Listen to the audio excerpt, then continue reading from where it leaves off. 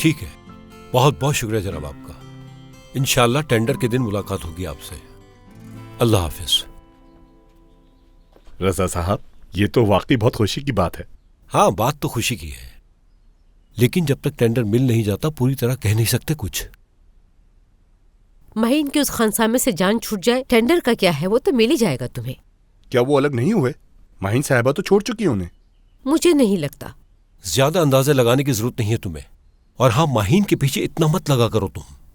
वैसे आप बोल तो बिल्कुल ठीक ही रहे हैं। यानी क्या कहूं, मेरे जहन में तो कोई अच्छी बात नहीं है, और ये बात मैं सच कह रहा हूं।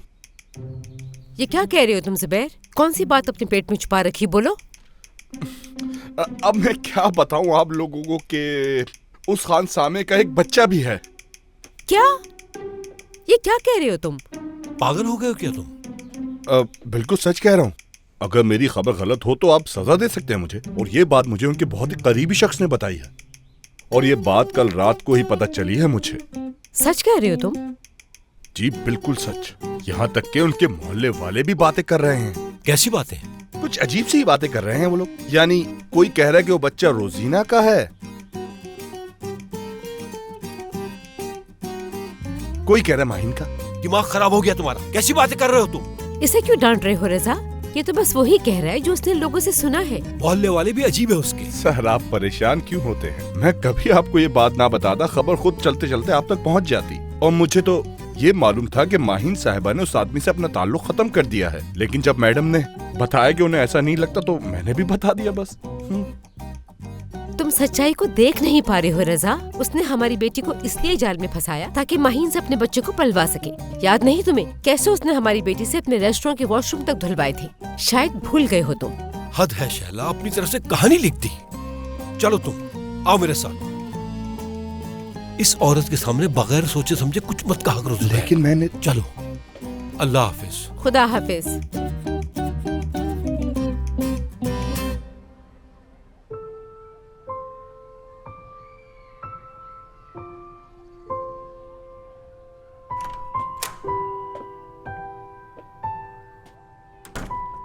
ठीक है, ठीक है। वहां मेरे समधी जिंदगी और मौत की जंग लड़ रहे हैं, हाँ, और यहाँ तुम लोग सुकून से बैठ के बातें कर रहे हो।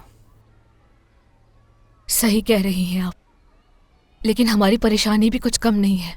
क्या वाकई? क्या मैंने तुमको पहले नहीं बताया था? इस बच्चे को कहीं छोड़ दो, वरना तुम दोनों को इसकी आदत हो जाएगी। फिर बहुत मुश्किल हो जाता है इस तरह के बच्चे को वापस करना। लेकिन मेरी सुनता कौन है इस घर में जो मैं बोलूं?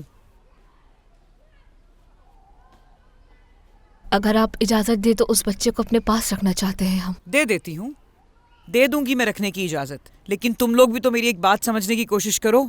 मैंने पहले दिन ही कहा था कि बच्चा वापस कराओ, वरना तुम लोग उसके बगैर रह नहीं सकोगे।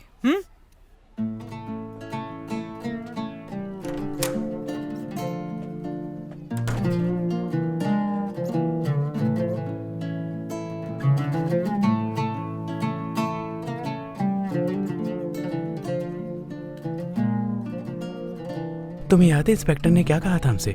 डिपार्टमेंट से बच्चे को लेने की गुजारिश कर सकते हैं हम। मगर फौरी नहीं हो जाते ये सारे काम नजीब।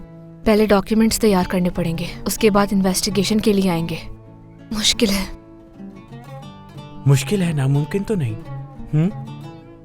सोचो जरा तुम, वहां सिर्फ एक बच्चा थोड़ी होगा, न जाने कितने बच्चे होंगे वहां, और उन्हें कोई ना कोई तो गोद लेता ही होगा। और हम भी ऐसा कर लें तो क्या हर्ज है इसमें? क्या मैं कुछ गलत कह रहा हूं?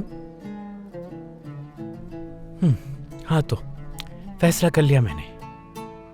नाजिम अली को घर लेकर ही आऊंगा मैं। अब 5 साल लगते हैं तो लग जाएं, लेकिन हिम्मत नहीं हारूंगा मैं। नाजिम अली वैसे काफी अच्छा नाम है। पुलिस के सामने अचानक से रख दिया हम दोनों ने।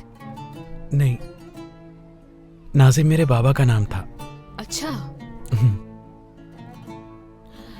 ठीक है नजीब, तुम कह रहे हो कि 5 साल भी लगते हैं तो लग जाए। फिर 5 साल बाद पहचानेगा हमें? क्यों नहीं पहचानेगा? जरूर पहचानेगा हमें। इंसान अगर किसी जानवर को पालता है तो वो भी अपने मालिक को नहीं भूलता। वो तो फिर मासूम इंसान है, पहचान लेगा। जैसे ही तुम उसे गोद में लोगी वो मुस्कुराने लगेगा और तुम उसे खूब प्यार करना, ठीक है? ऐसा ही होगा इंशाल्लाह।